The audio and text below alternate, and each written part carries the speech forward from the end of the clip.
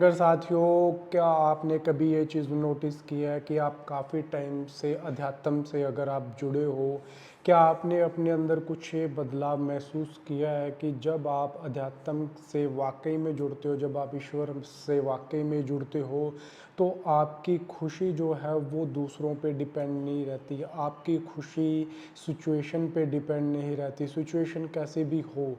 ये अगर आपकी खुशी दूसरों पे डिपेंड है, यानी किसी ने आपकी तारीफ़ किया और आप खुश हो गए और किसी ने आपको क्रिटिसाइज़ किया और आप दुखी हो गए, तो आपका रिएक्शन, आपकी खुशी दूसरों पे डिपेंड है। और अगर आपकी खुशी दूसरों पे डिपेंड है तो फिर आप अभी अध्यात्म से नहीं जुड़े हो, क्योंकि जो वाकई में अध्यात्म से जुड़े हुए हैं उनका मूड जो है वो सिचुएशन के अनुसार चेंज नहीं होता।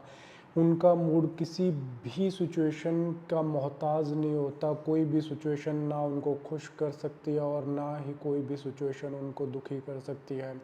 तो आप नोटिस कीजिए कि अगर आप आध्यात्मिक रूप से अगर आप अपने आप को सुदृढ़ पाते हैं, अगर आपको लगता है कि आप आध्यात्मिक रूप से सुदृढ़ हो रहे हैं, तो आपकी जो खुशी है वो किसी चीज़ पे डिपेंड नहीं रहेगी। सिचुएशन कोई भी रहो, आप खुश रहोगे।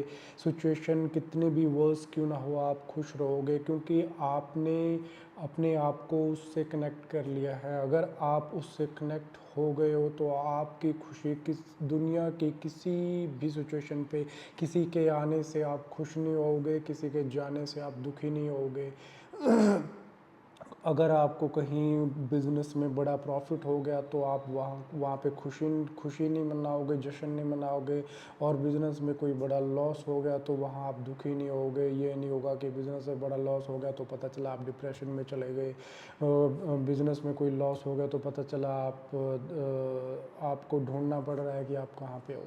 तो अगर आप वाकई में जिसके भी थ्रू आप अध्यात्म से जुड़े हो, आप देखो कि क्या आप में ऐसा बदलाव आ रहा है।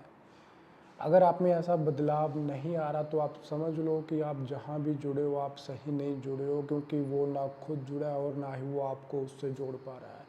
क्योंकि जो उससे जुड़ जाता है उसकी खुशी जो है वो दुनिया डिसाइड नहीं कर सकती। कोई भी आपकी मर्ज़ी के बिना आपका रिएक्शन नहीं ले सकता, चाहे कोई आपको क्रिटिसाइज़ कर रहा हो।